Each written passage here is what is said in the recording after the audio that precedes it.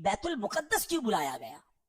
یہ بڑی کمال کا کوشچن ہے کہ اگر رب نے اپنی بارگاہ میں بلانا تھا تو یہ بیت المقدس کا ٹریول کیوں کروایا گیا؟ ایک ایسی جماعت قائم کی گئی کائنات میں، اس سے زیادہ مبارک جماعت کوئی نہیں ہوئی، اور وہ جماعت ہوئی، وہ نماز ہوئی بیت المقدس میں کہ جب سارے انبیاء صف بنا کر کھڑے ہیں، اور اب حبیب پاک جب وہاں جاتے ہیں تو جبریل امین نبی پاک کا ہاتھ پکڑ کر مصلی پہ کھڑا کر دیتے ہیں صف بصف کھڑے ہیں انبیاء، صف بصف کھڑے ہیں انبیاء، مصطفیٰ امام ہو گئے، ان کے جو غلام ہو گئے وقت کے امام ہو گئے، نام لیوا ان کے جو ہوئے ان کے اونچے نام ہو گئے۔ اور بریلی کے تاجدار سے پوچھو کہ یہ نماز کیوں ہوئی تھی، what is the reason to make that beautiful جماعت، جو سیکرڈ جماعت، دنیا کی سب سے مقدس جماعت، یہ کیوں ہوئی تھی؟ اس کی وجہ امام عشق و محبت عشق والی زبان میں فرماتے ہیں کہ نماز اقصا میں تھا یہی سر،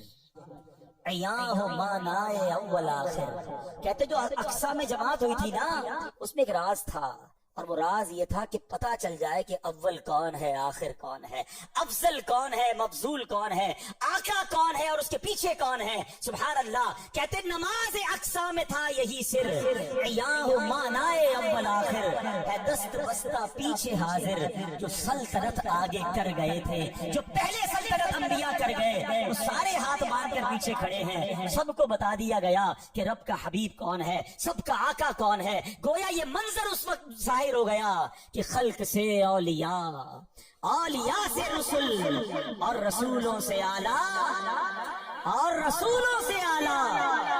مسجد اقصی میں جب نبی پاک علیہ الصلوۃ والسلام پہنچے نا، تو اب وہاں پر نبیوں نے خطبہ دیا۔ اب ذرا خطبہ سنیے گا۔ سب سے پہلے حضرت ابراہیم نے خطبہ دیا، الحمدللہ الذی اتخذنی خلیلا، تمام تعریفیں اس اللہ پاک کے لیے جس نے مجھے اپنا خلیل بنایا۔ حضرت موسیٰ علیہ السلام نے خطبہ دیا، الحمدللہ الذی کلمنی تکلیما، تمام تعریف اللہ پاک کے لیے جس نے مجھے کلام کا شرف بخشا۔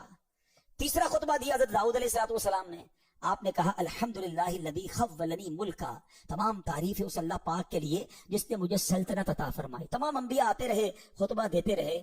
اب جب نبی پاک علیہ السلام کی باری آتی ہے، اللہ کے حبیب کی باری آتی ہے، آپ نے فرمایا الحمدللہ الذی ارسلنی رحمتا للعالمین، تمام تعریفیں اس رب کے لیے جس نے مجھے رحمت بنا کر بھیجا۔ اسی خطبے کے دوران سنو اے امتیوں، تمہارے آقا تمہیں اس شاندار محفل میں بھی نہیں بھولے۔